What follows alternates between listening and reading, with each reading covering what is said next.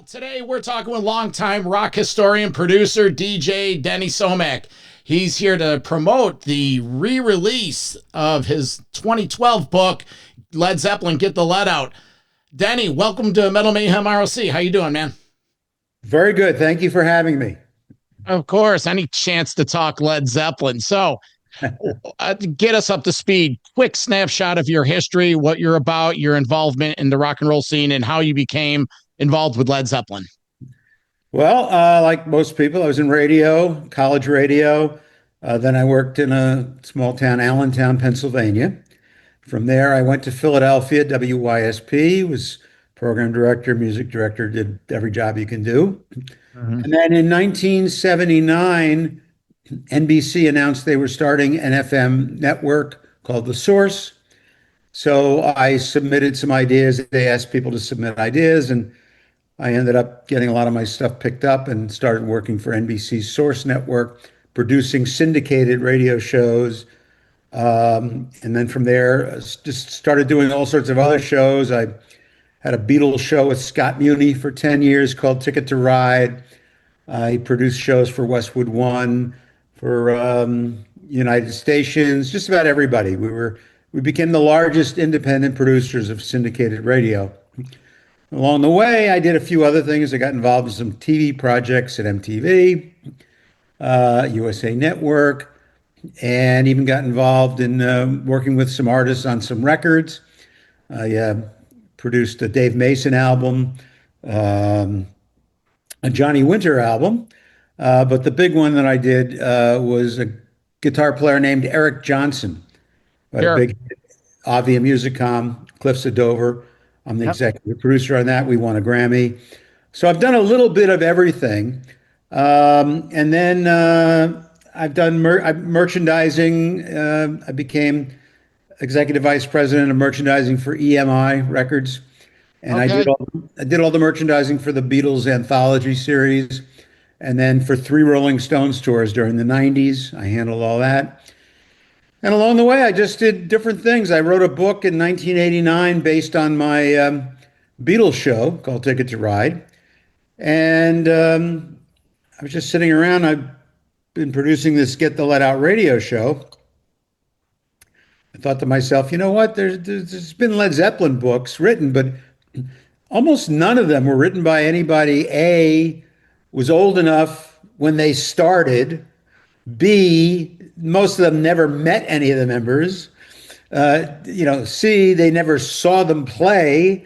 So I realized I checked all the boxes, and I might as well do this story of Led Zeppelin, but not in a way where others have done it, where they research the history. Because people know, they started out as the Yardbirds, and they have, Jimmy Page and blah, blah, blah. The whole Zeppelin So I story. wanted to get the story from everybody that was associated with them. So I had great contacts. I went to everybody that ever had any connection, including Jerry Wexler, who signed them.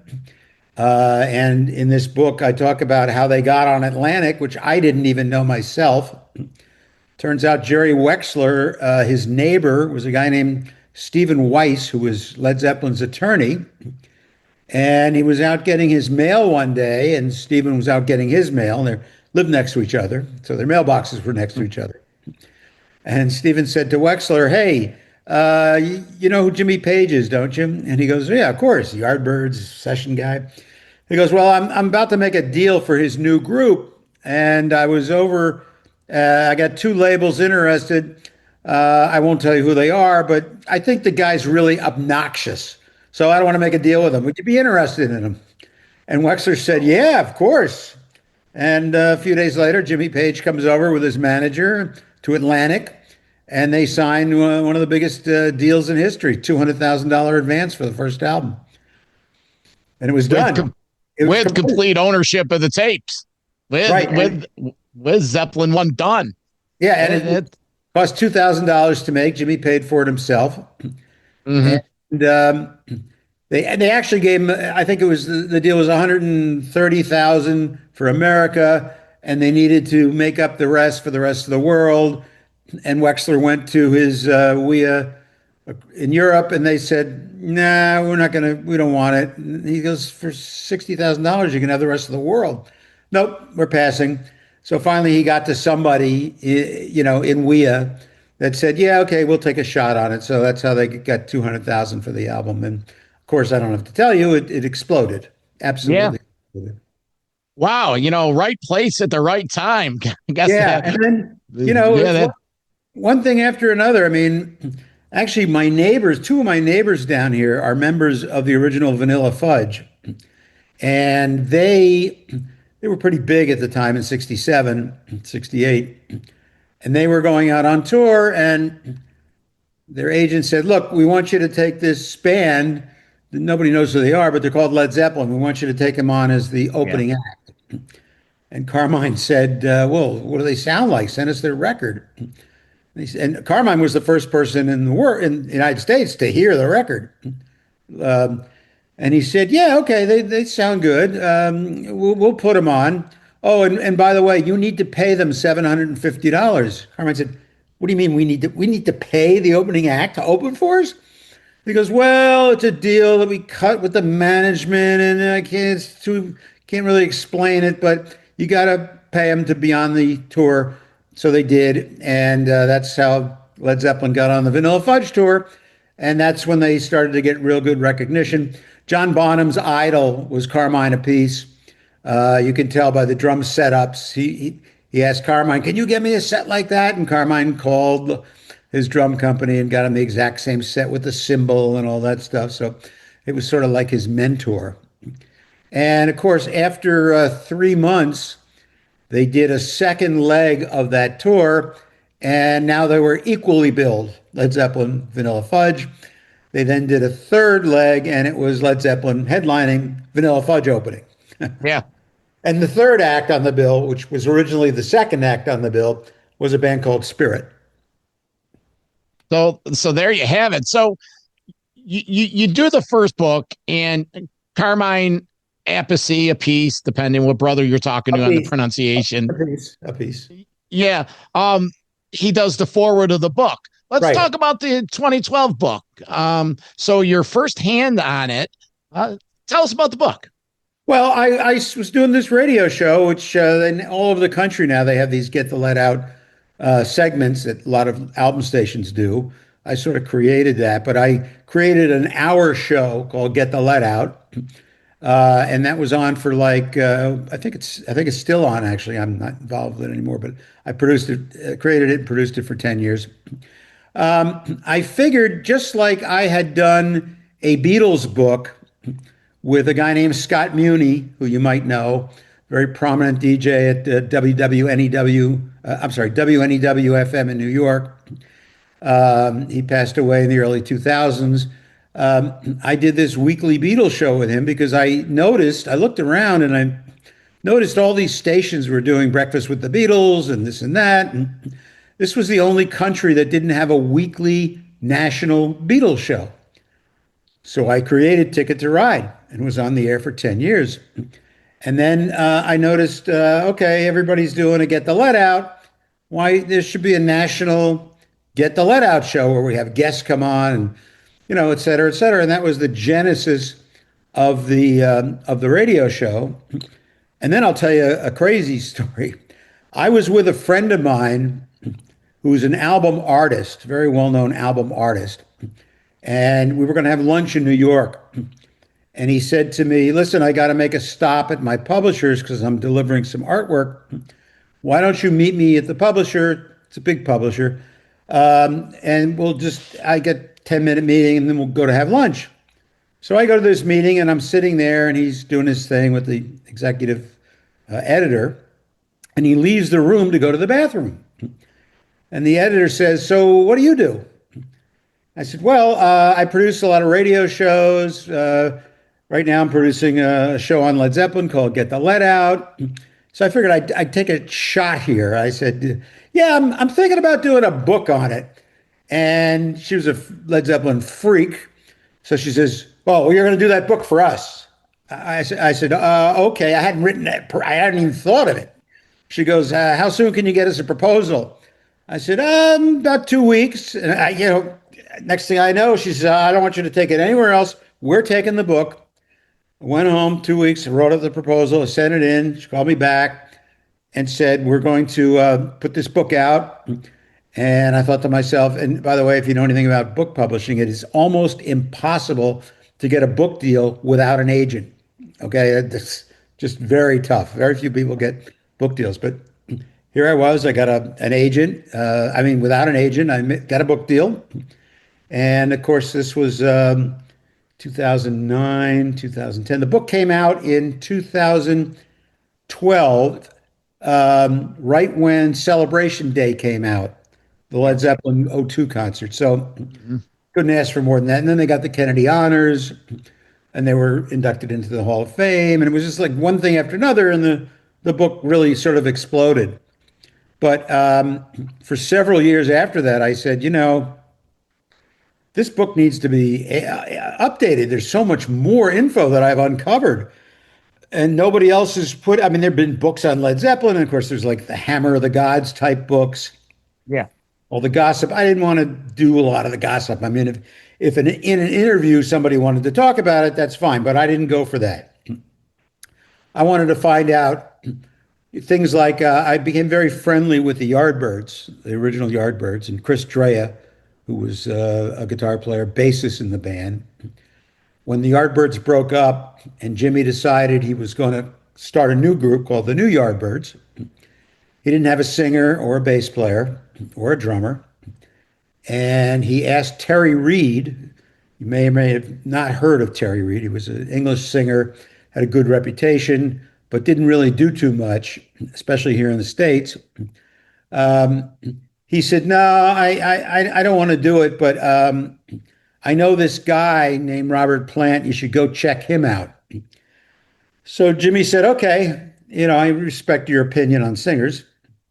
So he went with Chris Drea and Peter Grant, the manager, up to outside of Birmingham, England, to check out this guy named Robert Plant.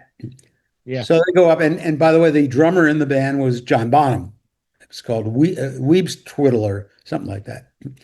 So Drea was with them when they were, auditioning, sort of, Plant, and Jimmy said, I don't know, the singer's good. I'm not too sure, but that drummer, he's a must-have. Yeah. So I'm taking the drummer, and I'm going to take that singer. He's good. Just didn't blow me away, but I think he's good enough. So that's how they got in the band. And then Chris was originally thinking of being the bass player in the New Yardbirds. Decided, no, my passion's photography. I'm going to move to America and open a photo studio. And actually, he took the picture that's on the back of the first album that was taken by Chris. So that's one of the stories that I'd never heard. That Jimmy went to check out the singer and said, hey, he's okay, but that drummer, man, unbelievable. Let me ask you, Denny, even in 2012 or 2011, whenever this was, you've never heard the early organization of Led Zeppelin? You never heard that story? No, because they were going to be the New Yardbirds, and everybody knew who the Yardbirds were. They had a lot of hits. Mm-hmm. Led Zeppelin was going to be a totally different thing. And obviously I knew that they had to get some new people, but there's a bunch of people that Jimmy asked to be in the band. Yeah. Nicky Hopkins was going to play keyboards. And he said, you know who Nicky Hopkins, the session man, is? Plays with the Stones and the Who and everybody. Very famous session piano player. Mm-hmm. He said, Jimmy offered me the gig as a piano player. And I said, are you kidding? You think I want to be in the New Yardbirds? That band's over. They're history. I don't want to do that. I'm joining the Jeff Beck group instead. Well, saw how that went down. All these people, and Jimmy asked Steve Marriott of the Small Faces to be the singer. And what happened there was his manager was a guy named Don Arden, who's Sharon Arden's father, Sharon Osbourne. And he was a gangster, but he managed the Small Faces and the Animals and a few other people. And when Jimmy asked Steve Marriott, who would have been great, he was a really great vocalist if you're familiar with the original Small Faces. He was in the Small Faces. Jimmy comes back and he gets a call from Don Arden. And Don says, listen, if you attempt to take Steve Marriott from my band, you're going to have to learn to play guitar with broken fingers. That was the end of that. Yeah. He wanted the drummer from Procol Harum, I think his name was B.J. Fisher, and he turned him down to go play with Joe Cocker. And he just had, there was nobody was rushing to be in this band. Nobody wanted to be in the New Yardbirds. So they started out and they had to play as the New Yardbirds because they had dates in Scandinavia that had been booked as the Yardbirds. So Jimmy put the band together, the 4 Led Zeppelin members. They went to Scandinavia as the New Yardbirds. They tried to change their name to Led Zeppelin in the middle of that to try and get a jump on it. And the daughter of Hans von Zeppelin complained and said, if you use this Zeppelin name, I'm going to sue you. So they went back to the New Yardbirds until Scandinavia tour was over. And when they got back to England, they started playing at the Marquee Club, and they played as Led Zeppelin, formerly the Yardbirds, or they played as the New Yardbirds, soon to be called Led Zeppelin. That's how they started. So a lot of people really didn't know about Led Zeppelin in the beginning. They just knew it was a band that Jimmy was going to start. Jimmy was very well known as a session man. He played on 1,000 sessions. I mean, I learned some of the records that he played on, and I'm blown away. But he put this band together, went in, recorded the album, really unheard of, on his own dime. It took him 10 days to record the record. And that's really the story of it. It's just, nobody in England was paying much attention because they figured, oh, we know who the Yardbirds are. It's going to be the Yardbirds. Who cares? They were not very big, as big in England as they were in the States, because the Yardbirds had a lot of hits in the States: Over, Under, Sideways, Down, For Your Love, Heart Full of Soul, Shapes of Things, things like that. So they were like, they very rarely played the Yardbirds in England. They just were thought of as a pop band. Yeah. Whereas in America, they started playing colleges and they became, they had a presence. And that's when Jimmy spotted, hey, America has this thing where they have all these colleges. We could have a band and play colleges. You can't really do that in England. In fact, when I wrote my Beatle book, I didn't realize this, but in England, the biggest place the Beatles ever played was like a 4,000 seat auditorium. There weren't any, you didn't play stadiums. There weren't any, there was no, the Royal Albert Hall holds 3,500.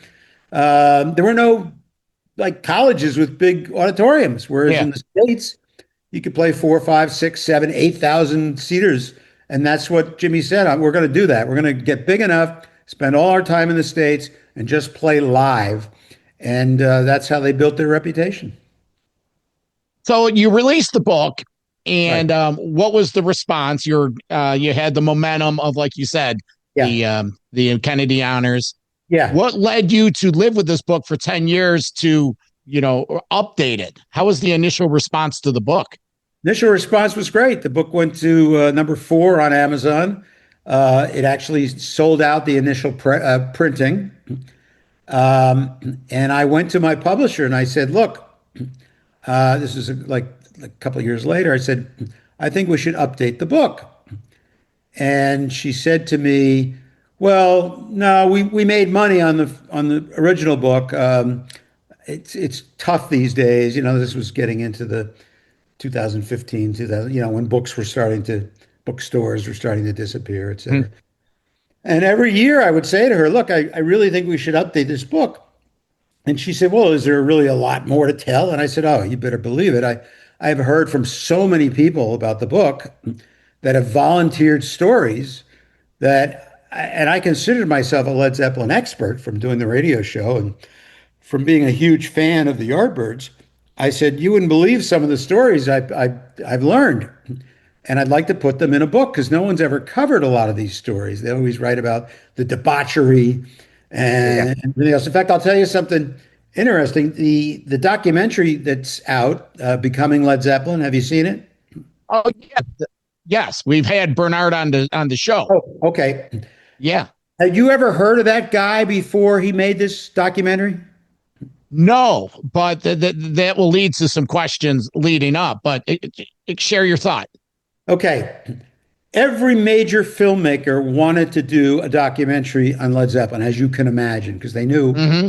would be what it came out to be, the biggest music documentary of all time. He's the only guy that went to them and said, look, I want to do a movie on how you became Led Zeppelin, cover the first two albums. I don't want to touch anything after the second album, none of the debauchery, none of the hotel rooms, none of the, you know, the mud flap incident and all that stuff. I'm just going to cover the first two albums, becoming Led Zeppelin. He was the only one that presented the pitch that way. And the band said, that's great. That's exactly what we don't want to do anything about anything from the third album on, because that's when it all became Hammer of the Gods. And so Yeah. this guy agreed to do the documentary just on the first two albums. That's how he got Well, the deal.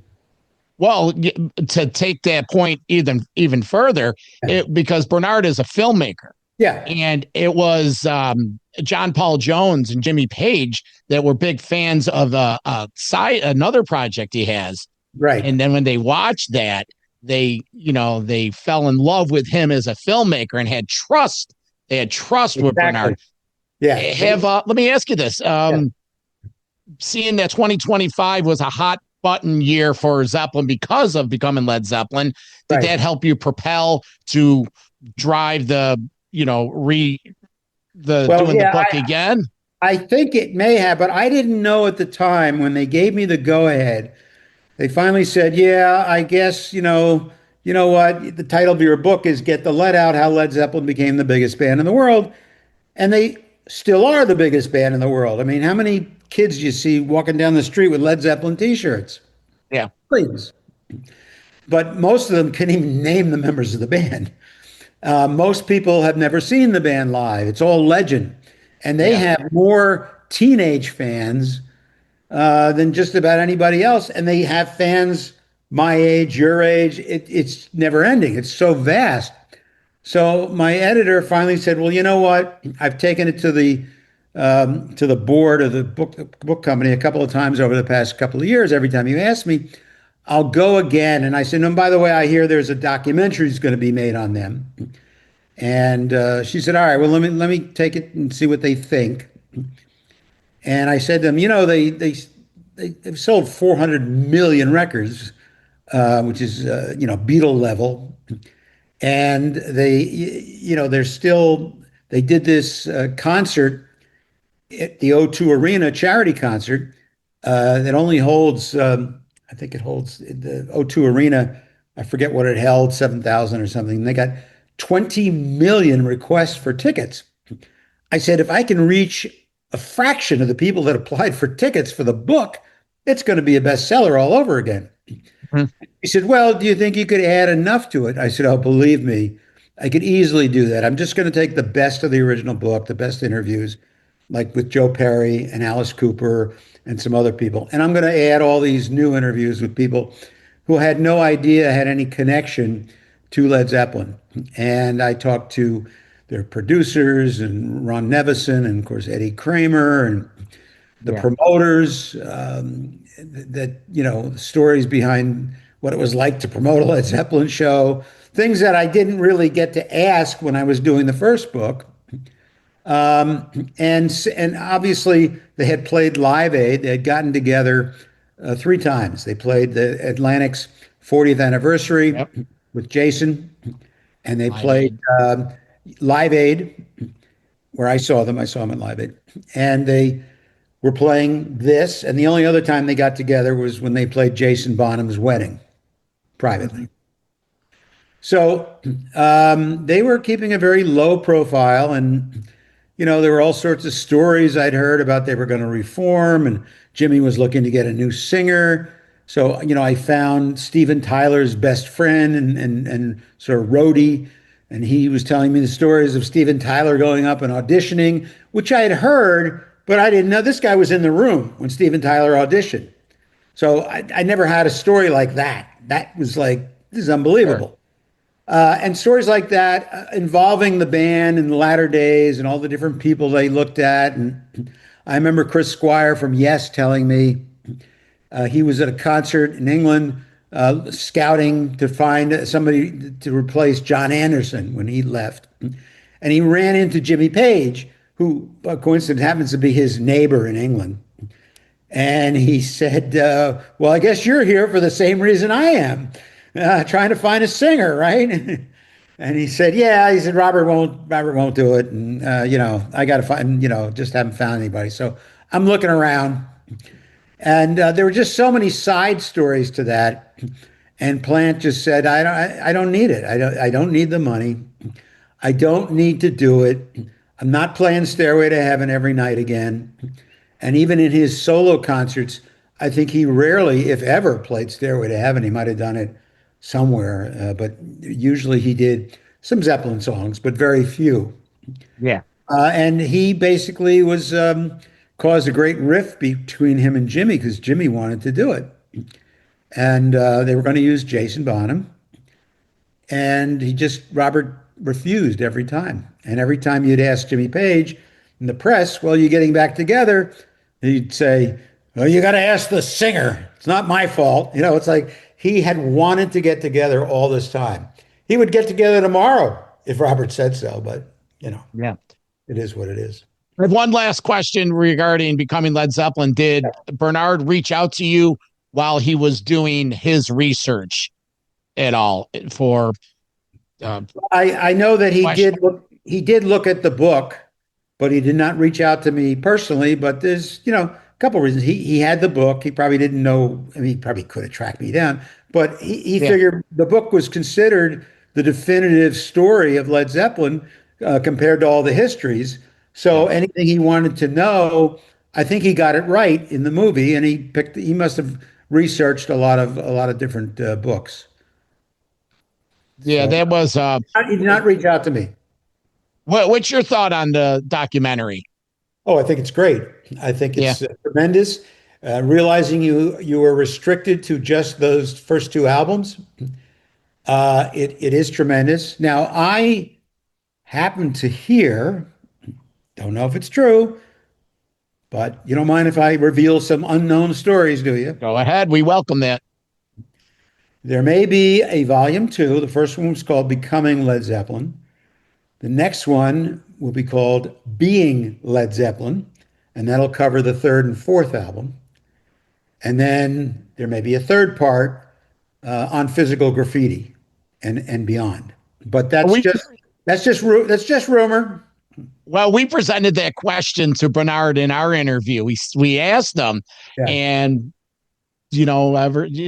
read between the lines. He didn't say yes, he didn't say no. So it's sort of the same route you're going with that. So we look forward to that. But enough about becoming Led Zeppelin. Yeah. What are you most proud of in the reinsert of the 2012 book that you added to it? Well, first of all, I'll tell you something. This is amazing. I was up at Sirius Radio one day because a friend of mine was running the Howard Stern channels and some other channels there. And I was up pitching a show to them, to the network, not to Howard. And it was a show called The Cold Cases of Rock, where all these bands had stolen songs of other bands. And I was going to prove which ones were real and which ones weren't. And I was going to have the audience decide who's guilty, who's not, blah, blah, blah. It was based on a show that ESPN did called Does Pete Rose Deserve to Be in the Hall of Fame? Half the people said yes, half the people said no, and they voted on it and ended up, they wanted Pete Rose. Anyway, it's the same idea. But I had so many examples of stolen songs. And Howard had done a show a week before I was up there about Led Zeppelin stealing a lot of their songs. And the whole show was about that. So I'm pitching the show to this guy at Sirius, and Howard comes walking by. And Tim Sabian, the guy who was there, said, "Hey, Howard, you got to hear this. This guy's got a show about Led Zeppelin stealing songs. That's what your show was about the other day." So Howard comes in, and we sort of know each other, but not really well. He goes, and I start going into playing in my little demo. And I said, Led Zeppelin stole every song on the first album except for the opening track, Good Times, Bad Times, and I'm still looking to see. And he was like floored when I played him the Stairway to Heaven. He went nuts. He goes, listen, you got to be on the show. Gary's going to call you next week. I'm going to call you from the air. I'm going to invite you on the show. I want you to come up and talk about this. Okay. So, he calls me like the following week and I'm half asleep. And he goes, Denny, Howard Stern, listen, I ran into you. I want you to come up on the show, talk about Led Zeppelin, because people are, we all these song thefts. I mean, Led Zeppelin's the biggest of all of them. There's Tom Petty. There's, Marvin Gaye. But we want to talk about the Zeppelin songs only. And I said, okay, fine. So he schedules a date and I go up there. I figured, hey, I'd be on for 10 minutes or something. And this was in the mid 2000s, right before I was going to do the book. And actually, I did the show with Howard.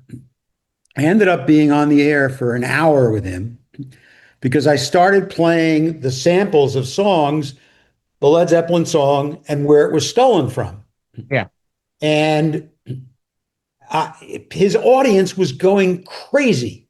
When I played the Stairway to Heaven Taurus, which is the Spirit song they stole it from, which is on this first Spirit album, guy calls up and he goes, oh, Howard, this is terrible. Stairway to Heaven was the song of my wedding. Does that mean my wedding's not legal? I mean, people were nuts. And Howard was going crazy. The phones, they got 400,000 calls. And I didn't realize it at the time, but his show would repeat every 4 hours because of the time zones. So every 4 hours when it would repeat, the phones would explode. So I get a call back from Sirius and Tim, and he goes, listen, we want to do your show. I said, okay. And they said, listen, it would take us a while to do a contract. Just, what do you want to do? I said, well, I want to do an hour about explaining all the clues. I have 12 cases to start with. And then the following week, we'll talk about it and the audience will decide, did they or didn't they steal it? So I started lining up. He said, well, listen, use our studios, do whatever you want. It's going to take me a couple of weeks to get a contract, but you got a deal. So I start working on the show and I start tracking down all these guys whose songs were stolen. There's a guy named Jake Holmes who wrote what became Dazed and Confused. In fact, he wrote a song called I'm Confused. And he opened for the Yardbirds in 1967 at the Village Theater in New York, which later became the Fillmore. And he did this song called I'm Confused.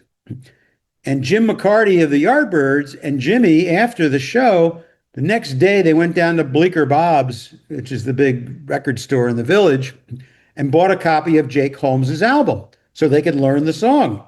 Because Jimmy said, boy, we could take this song and really do something with it. So they took it. Of course, they did it a little bit differently. So I tracked down Jake Holmes. And actually, enough people had heard me on Howard's show talking about it that he said, wow, this is amazing. Everybody and his brother's been calling me, telling me about Led Zeppelin stealing my song. So I want you to come into Sirius. I want to do an interview because we're doing this show, blah, blah, blah. And he comes in, and he's not really in the music business anymore. He stopped in the early 70s, and he's one of the most famous jingle writers. He wrote I'm a Pepper, You're a Pepper, the Dr. Pepper theme, and he wrote the Be All You Can Be, the Army theme. So he wasn't aware of the music business. He didn't know the song had been stolen. And when I told him, he said, I've heard things like that, but I never really listened to, I'm not in the music business. So I played him the song and he goes, God damn it, I got to get a lawyer.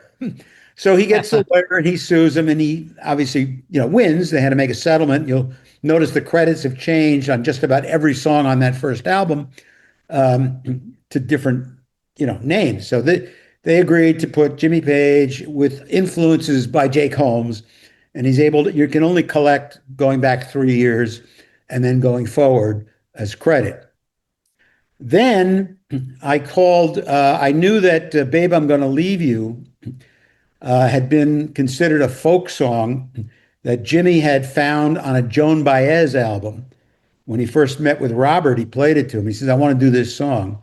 It's got light and shade and blah, blah, blah, blah. But he says, I'm not sure who wrote it. He says, I think Joan Baez did. She's got it listed as traditional. So we're going to take it and we're going to put our names on it and make it our song. So I found the woman, her name was, I think it was Ann Briggs, who actually wrote the song in the mid 50s. And what happened was she had a 15-year-old son. She wasn't really, she played guitar, she does, as a hobby. And one day the kid is in the house and his mom's playing the song she wrote called Baby Millie. And the kid goes, Mom, why are you playing a Led Zeppelin song? And she said, Led Zeppelin song? What are you talking about? I wrote that song. So she sued and she won. And you can see the credits changed. So, well, I got a question. Are you the person digging up all these controversies? You brought it to the forefront? I'm the one that caused it to go to trial. Yeah, I'll tell you. Did you ever hear from the Zeppelin camp, either with the book or any of this? Like, hey, who's this guy digging up all this dirt? No, but nobody cared. I'll tell you why. I even told the chairman of Atlantic, I said, I'm a little hesitant to tell you about this book that I'm doing because, I'm the one that brought up all the clues how Led Zeppelin stole these songs. He said, nobody cares. Everybody knows they stole all their songs. Their manager used to tell them, somebody's going to sue you? Fuck them. What are they going to do? Sue us? It's too expensive to sue. So nobody sued. And he said, just put your name on it. Who cares? So then I played, Taurus, and I told the story of Spirit and how Spirit had been the middle act in the first Zeppelin tour. Yep. And how Zeppelin were big Spirit fans. If you notice on their, I think it's live at the BBC, they actually do covers of two Spirit songs. They do a cover of, I can't remember, Go Fresh Garbage, and some other, they were huge Spirit fans. So Spirit was an influence on them. So after doing the Stern show, I get a call from this attorney. And he goes, listen, are you the guy that was on Stern that did all this Zeppelin stuff? And I said, yeah, why? He goes, I'm representing the estate of Randy California, who was the guy who wrote Taurus from Spirit. We're going to sue Led Zeppelin for thievery on Stairway to Heaven. And he goes, the only reason they're going to do it is because I offered to do it on contingency. But if I prove this, it's going to be historical. It's the biggest, court case of the 21st century, musically speaking. So the first thing he did was he said, I want to hire you as an expert witness. I said, fine, I'll be an expert witness in the case. And then I'm starting to go, Jesus, I'm thinking, what's Led Zeppelin going to do? I mean, everybody says they stole all their songs. They know they stole them. So, and then I asked the lawyer, I said, how did you get this case? And he goes, well, Mark Andes? And I said, Mark Andes, yeah, he was in Firefall, the band Firefall, but he was also the bass player in Spirit. He's the only living member of Spirit. The rest are all dead. So he joined the estate of Randy California in the suit because they needed as much heft as they could get. So I call and interview Mark Andes. And I tell him, he said, you're the guy. He said, somebody played me an air check of you on Howard Stern. And he said, I couldn't believe it. You're the guy that realized that we all knew he stole that from Randy. So he goes on and on and on and on. And he's never spoken about it anywhere. I interviewed him. It's in the book. Nobody from that case on the other side has ever publicly spoken. But Mark Andes tells the whole story about what happened. He was in Firefall he was in Spirit, then he was in a band called JoJo Gunn, which had one hit, and then Firefall, which maybe you remember, they were sort of like an Eagles band. And then for 10 years, he was the guitar player in Heart. And what happened was he got fired from Heart after 10 years. And when Heart got inducted into the Rock and Roll Hall of Fame, They were using pictures of the band. He wasn't, but the band was, the two girls, and they were using pictures of Hart with him in it. And he was pissed. So he contacted a lawyer and said, I want you to sue the Hall of Fame. They're using my picture, name and likeness. And I'm not being inducted. He was really pissed. So the guy said, okay, I'll take this. I'll handle this for you on contingency. He said, but there's a reason I'm going to do it. And he got the Hall of Fame to change the pictures and blah, blah, blah. And he said, now what I really want is I want the Stairway to Heaven case. Yeah. That's how he got it. Now, this is in the book. I don't know how many people realize this, but have you ever heard the comparisons between the two songs? Yeah. Yeah. And it's pretty damn close. Dead on. So here's what happened. They go to trial, right down to the end, and Led Zeppelin wins the case. This guy, representing the estate of Randy California, appeals. And he tells the judge, look, all you have to do is play the two songs side by side. The jury's going to know. Just play 20 seconds side by side in the courtroom. The judge goes, I can't do that. I go, what do you mean you can't do that? That's how they're going to know. He goes, well, unfortunately, the songs were copywritten via folio, which means they were written down. Now, I'll give the jury a copy of the folios. And I said, do you think any jury is going to look at music sheets and know that it sounds alike?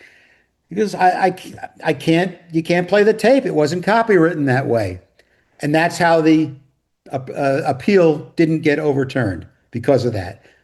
I mean, I'm confused. What is folio? Why did they play the audio comparison?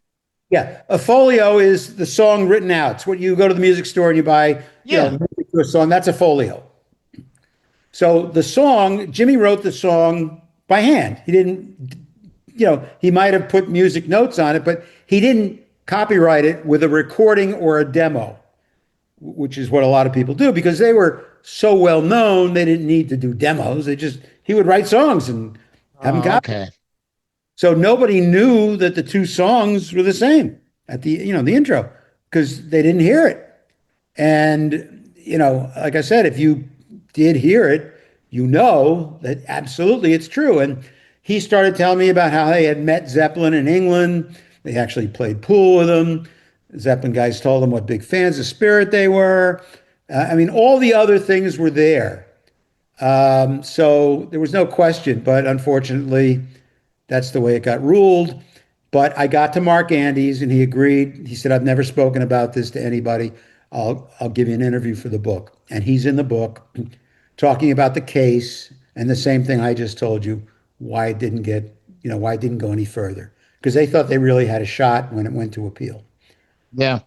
A couple other interviews. You have Geezer Butler of Sabbath in there talking about this alleged session where Zeppelin and Sabbath so that interview with Geezer is from the original book. Is there any follow-up? No, it's not from the original book. Okay, so the Geezer's in the new book. I didn't know anything about that supposed, Black Zeppelin. Geezer told me about it, and I said, I've never heard that. Now, there are some Black Sabbath fans that claim that they've heard rumors, and that Tony Iommi said, yeah, we did the jam, but I told the engineer not to record it. But obviously, that doesn't mean anything in the music business. People record everything. So I've heard that rumor for years. I'm a Sabbath fan. I've heard that for years. No one's found it. No. And he believes that at some point it may surface on YouTube or something, but so far none of it has surfaced anywhere. So nobody can prove it or disprove it. But from the guys remember the session. It wasn't the whole band. It was Plant and Bonham and Iommi and Geezer that jammed for an hour and played a bunch of songs. Unfortunately, our heroes are passing almost on a daily basis. And, the authenticity of that recording now with AI, you don't know. You know what I mean? It's like. Yeah, but, thankfully I got somebody. Like I said, I think somewhere Iommi said, well, people have asked him about the rumor. He said, nah, there's no tape that exists. But when I got to Geezer, that sort of proved that there is a tape somewhere, but Somewhere. we don't know Yeah. where. You never know Well, what people find. maybe with Bernard McMahon's luck on any of these alleged follow-ups, maybe, someone will find this tape and it will come out. But Yeah, but I'm sure Jimmy Page would not allow it to be used. no, no. He's not on So it. no.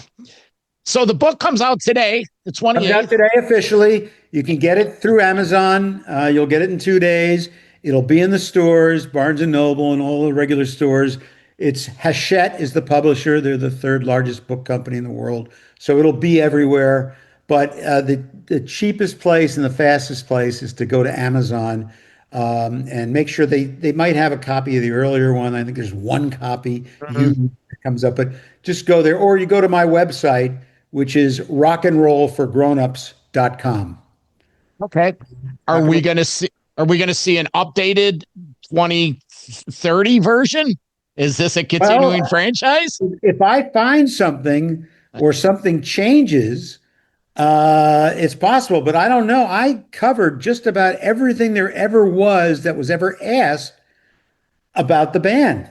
The thing at Yeah. the hotel in Seattle with the mud shark and all that stuff's in here. So Yeah.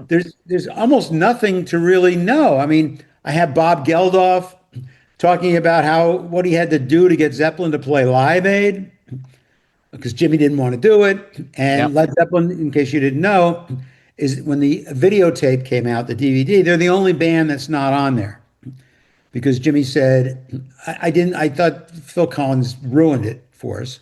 I don't like the way it sounded. I'm not going to go in and add anything because nobody else did. So I don't want it on the DVD. And Geldof said, but everybody's on. He goes, no, I don't want it, but I'll tell you what, all of the royalties that we get on this other video that we're putting out next year, I'll donate to Band Aid. So Yeah. Phil that, Collins ruined that set, Jimmy. yeah, yeah, Phil yeah. Collins Well, he ruined it. was huge. If you looked at on TV, every shot is of Phil Collins, and Jimmy was pissed. No, no, I'm just tongue in cheek commenting on the performance. Yeah, well, you're Phil right. Phil Collins ruined that. All right, Jimmy.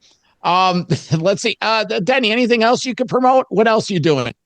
Well, I have a new radio show. I have a podcast also. It's called The Rock Podcast. We've been on for 5 years, and we do interviews with people. And I'm just starting a new radio show called Rock and Roll for Grownups.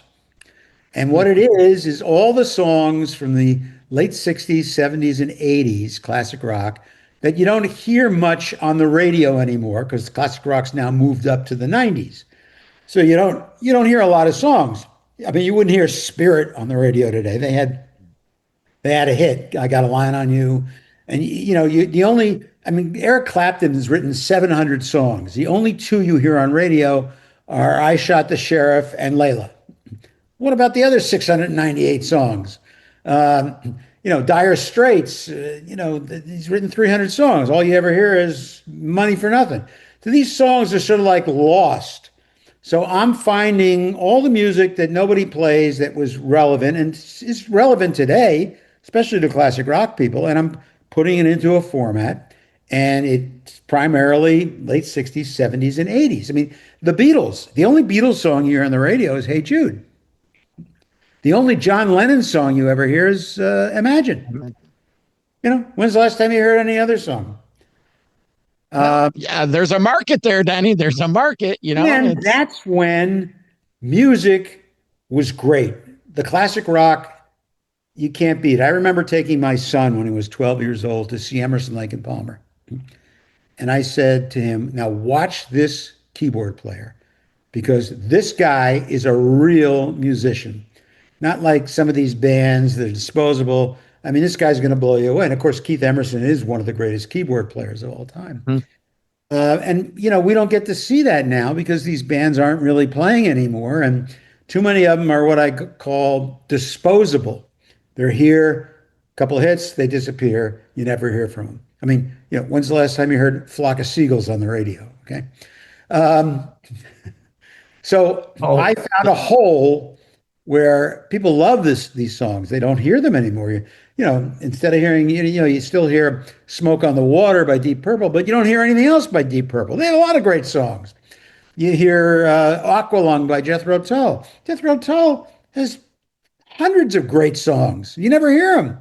There's no place for them to fit. They don't fit in the 400 songs that radio formats play now. The only way to hear this stuff is on satellite radio or on, Spotify or whatever. But if you're an average listener, you're not going to hear it on radio.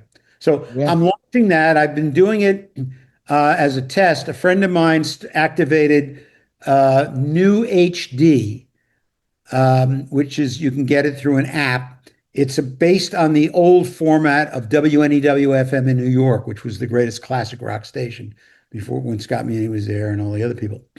And he was able to get permission to use New HD. So he asked me to do a weekly show on this app.